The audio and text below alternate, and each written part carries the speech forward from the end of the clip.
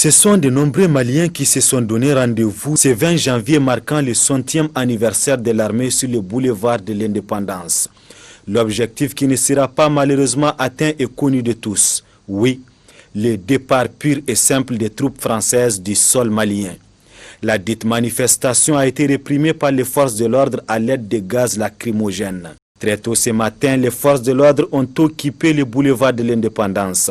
Elles ont aussi bloqué les différents accès aux monuments.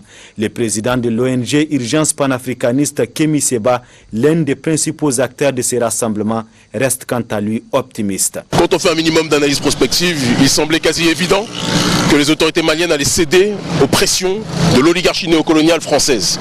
C'est le drame dans lequel nous sommes installés aujourd'hui, c'est que nos pays sont colonisés, nos pays sont réprimés, nos pays sont opprimés et le comportement de nos gouvernants ne fait qu'illustrer dramatiquement la situation dans laquelle nos pays sont plongés.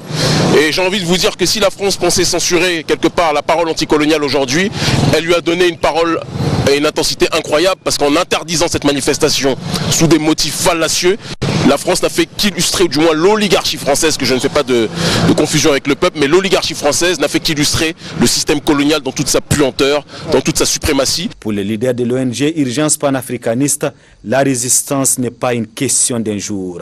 On ne focalise pas tout sur le vin, c'est une démarche globale, une démarche de sensibilisation des masses, et cette interdiction ne fait qu'illustrer le système de prédation dans lequel nous nous situons. Est-ce que ce n'est pas un début d'échec qui s'annonce aujourd'hui? Pas du tout, l'échec est pour l'oligarchie française, parce que quand la France veut faire taire l'opinion des populations, elle ne fait quelque part que leur donner plus d'intensité, en nous faisant taire, comme elle le fait croire, en interdisant des manifestations, en propageant du gaz lacrymogène sur les populations. Qu'est-ce que cela donne comme message? Que lorsqu'on critique le système néocolonial français, on est gazé, on est tabassé, on est réprimé, mais lorsque on fait des courbettes vis-à-vis de la France, on est félicité. Nous qui passons notre temps à dire que le néocolonialisme français existe, on ne peut être que sur des bons rails quand on voit la manière dont les choses se déroulent. C'est bon, ça va dans le sens quelque part de la contestation, de la résistance. Il n'y a aucune résistance qui se fait simplement, il n'y a aucune résistance qui se fait avec facilité.